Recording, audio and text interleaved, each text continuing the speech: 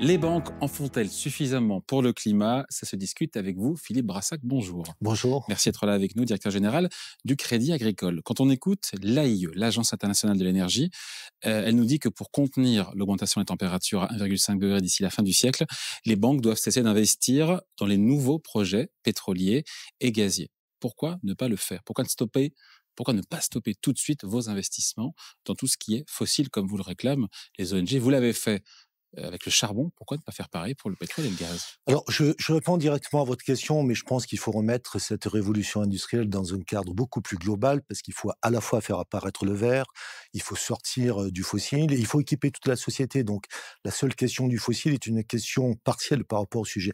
Mais je réponds à votre question. Mais c'est une question. Elle est Oui, non, partielle, mais je c'est une réponds à votre question. question parce que nous sommes très interrogés là-dessus. En disant, au fond, pourquoi vous financez le fossile? La réponse est assez simple. L'économie actuelle en a besoin. Mais pourquoi vous financeriez encore les nouvelles explorations? Il se trouve que nous avons décidé de ne plus financer les nouvelles explorations. Pas mal de banques, en tout cas, le groupe Crédit Agricole. Mais Pétrole et gaz, pétrole et gaz. oui, mais j'ose pointer le point suivant.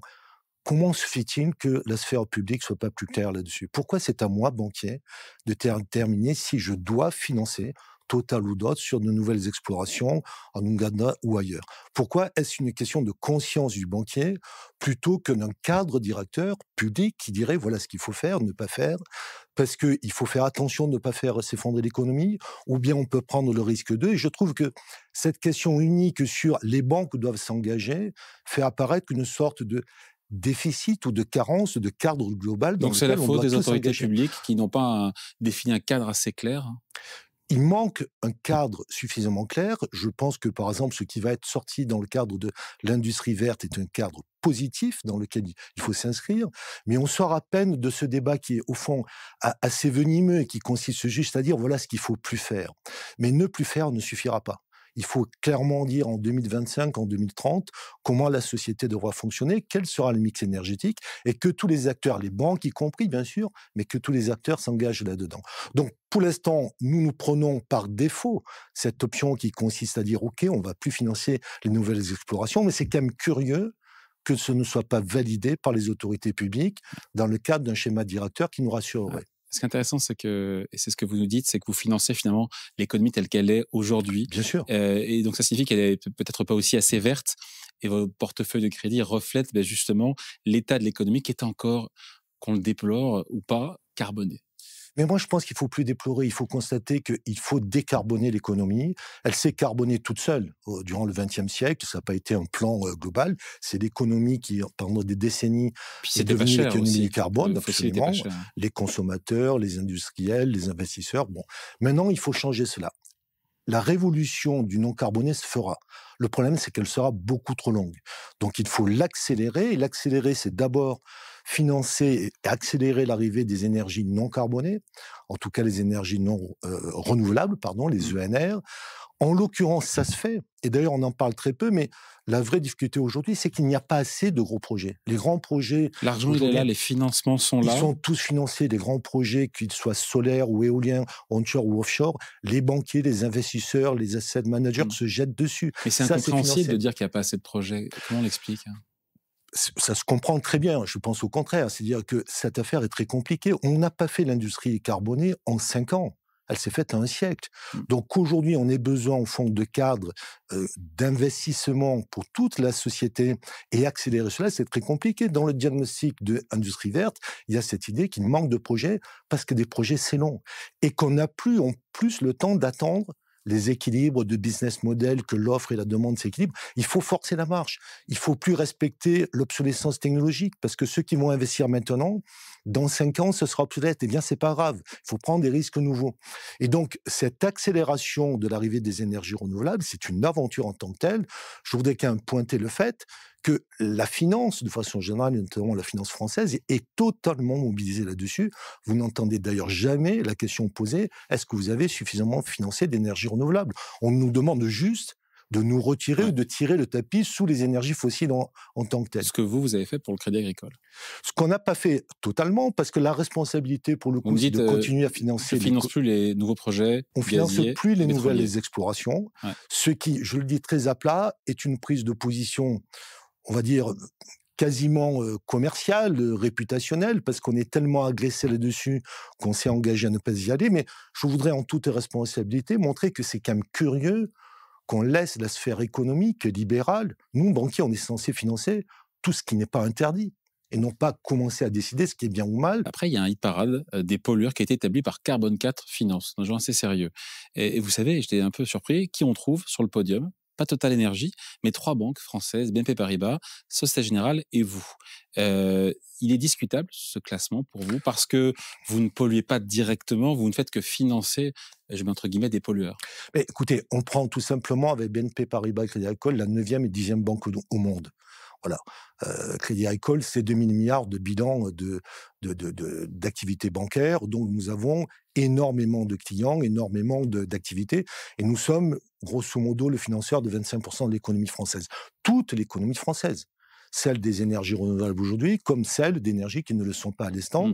Et on compte dans notre scope d'émissions carbone tous les clients que nous finançons, les constructeurs automobiles, qu'ils soient électriques ou pas, les consommateurs qui utilisent au fond l'essence par les pétroliers ou pas. C'est toute cette économie qui est comptabilisée sur nous. Si nous faisions l'addition des principales banques au monde, nous ferions 10 fois la planète. Mais moi, je ne conteste pas ce calcul-là parce que la méthode est utile. C'est-à-dire que ça nous permet d'avoir des métriques sur lesquelles on va s'engager à diminuer l'intensité d'émissions carbone de nos portefeuilles. La valeur absolue n'a pas de sens, mais la métrique et le fait qu'on doit nous s'engager à réduire, ça a beaucoup de sens. Et donc, pourquoi pas prêter plus cher aux entreprises qui sont plus polluantes ou qui ne sont pas engagées dans une trajectoire d'émissions carbone suffisamment crédible, et peut-être prêter moins cher aussi pour les boîtes qui sont plus vertueuses? Mais une nouvelle fois, je pense qu'on n'accélérera pas si on ne passe son temps à essayer de punir ou à dissuader. Ou à récompenser aussi les bons élèves. Oui, mais ça, on le fait souvent par des taux qui sont bonifiés, que ce soit par la sphère privée ou la sphère publique. On voit bien qu'aujourd'hui, la question, c'est celle de l'accélération.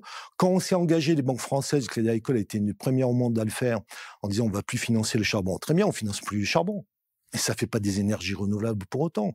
Une nouvelle fois, je pense qu'il faut bien avoir en tête qu'il faut faire migrer toute la société. Avoir des énergies renouvelables à l'échelle. On n'y est pas, c'est significatif, mais on n'y est pas encore, il faut accélérer.